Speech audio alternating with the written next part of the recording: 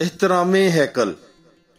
مقدس یوحنا کی انجیل 2 باب 13 تا 25 آیات تک۔ اور یہودیوں کا فسح نزدیک تھا، اور یسوع یروشلم کو گیا، اور اس نے ہیکل میں بیلوں اور بیڑوں اور کبوتر بیچنے والوں کو دیکھا، اور صرافوں کو بھی جو وہاں بیٹھے تھے۔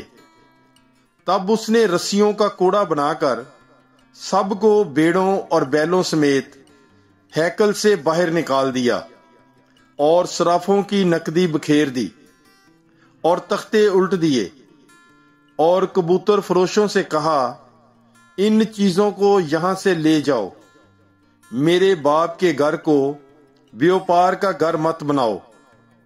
اور اس کے شاگردوں کو یاد آیا کہ یوں لکھا ہے کہ تیرے گھر کی غیرت مجھے کھا جائے گی۔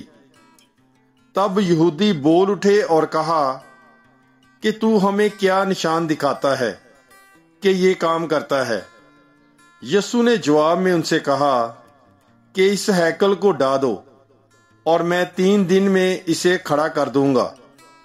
یہودیوں نے کہا، 46 برس میں یہ ہیکل بنی ہے، اور تو اسے 3 دن میں کھڑا کر دے گا؟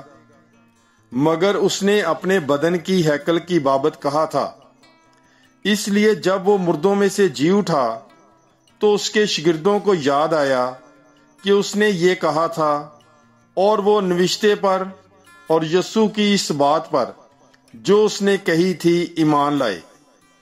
جب وہ عید فصح کے موقع پر یروشلم میں تھا تو بتھیرے ان نشانوں کو جو وہ دکھاتا تھا دیکھ کر اس کے نام پر ایمان لائے، لیکن یسوع اپنی نسبت ان پر اعتبار نہیں کرتا تھا، اس لیے کہ وہ سب کو جانتا تھا، اور محتاج نہ تھا کہ کوئی انسان اس کے حق میں گواہی دے، کیونکہ وہ آپ ہی جانتا تھا کہ انسان کے باطن میں کیا کیا ہے۔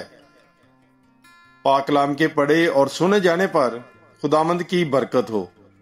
خدا کا شکر ہو۔ God bless you. Bible is life.